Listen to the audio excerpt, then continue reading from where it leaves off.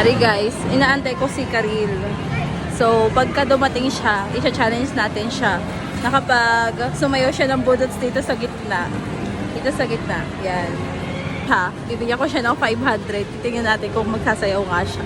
Wait lang, yan na si Karil. Tingnan natin kung kaya accept niya yung challenge. Ay Karil, may challenge ako sa'yo. Ano yun? Pag sumayaw ka dyan sa gitna, budots ha, yung uso ngayon. Oo. Bibigyan kita ng 500. Dali, aba, aray, pang ano din, pang Watson din.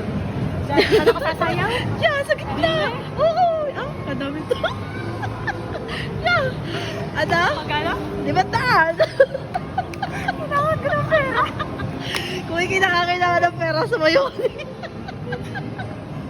Sige. Ano yun? TikTok? Oo, yung sa TikTok, yung uso ngayon yung budot.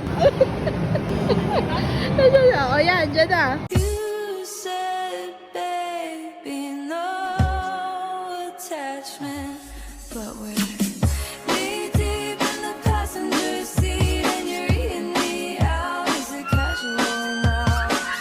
Ayan guys, nakapagsayo na si Karil. Ang kapal ang mukha.